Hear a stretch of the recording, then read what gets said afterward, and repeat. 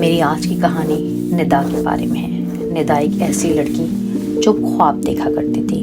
ندا ہمیشہ سے امیر بننے اور بیرون ملک جانے کے خواب دیکھا کرتی تھی۔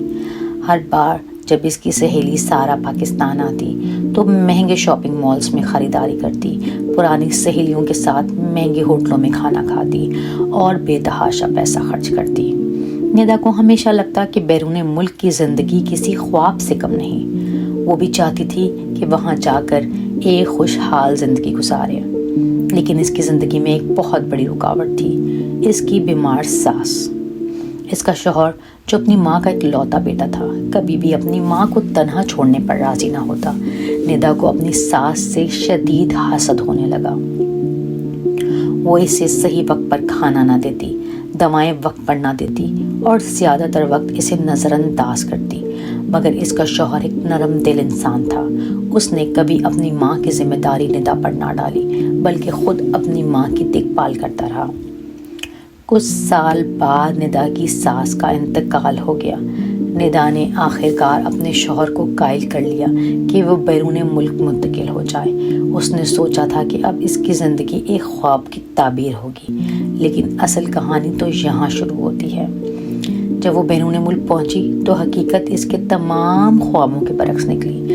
جہاں پاکستان میں وہ دن چڑھے تک سوتی رہتی تھی، گھر کے کام کے لیے کام والیاں موجود تھیں، کپڑے دھونے کے لیے کپڑے دھونے والی موجود تھی، وہاں اسے صبح سویرے جاگ کر کام پر جانا پڑتا۔ یہاں نہ کوئی نوکر تھا، نہ ہی کوئی سہولتیں۔ اس نے ایک اولڈ ہوم میں کام شروع کیا، جہاں اسے بوڑھوں کو سنبھالنا پڑتا تھا، یہاں تک کہ بوڑھوں کے کپڑے دھونے پڑتے تھے۔ جب ان کی طبیعت خراب ہوتی تو ان کے پخانے اور الٹیاں تک صاف کرنے پڑتے۔ ہر روز اسے یہ احساس دلاتا کہ وہ کس قدر غلط تھی۔ وہ جس خواب کو لے کر یہاں آئی تھی وہ چکنا چور ہو چکے تھے۔ کبھی جو زندگی کو خوابوں کی دنیا سمجھتی تھی، آج حقیقت کی سختی نے اس کے سارے خواب چکنا چور کر دیے۔ وہ شدت سے پاکستان واپس جانا چاہتی تھی، مگر اب بہت دیر ہو چکی تھی۔ اس کے بچے اور شوہر یہاں کے ماحول کے عادی ہو چکے تھے۔ اس کے شوہر کا کاروبار چل پڑا تھا، مگر یہاں پر ایک کاروبار سے گزارا نہیں ہوتا۔ میاں بیوی دونوں کو کام کرنا پڑتا ہے۔ اس کے بچے اسکولوں میں جانے لگ گئے تھے اور اسکولوں میں ان کا دل لگ گیا تھا، اور اب وہ واپس جانے کو تیار نہ تھے۔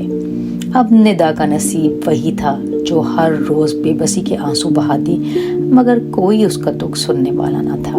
زندگی ہمیشہ وہ نہیں دیتی جو ہم چاہتے ہیں۔ بعض اوقات جو چھین لیتے ہیں وہی ہمارے لیے سب سے قیمتی چیز ثابت ہوتی ہے، مگر جب تک ہمیں احساس ہوتا ہے تب تک بہت دیر ہو چکی ہوتی ہے۔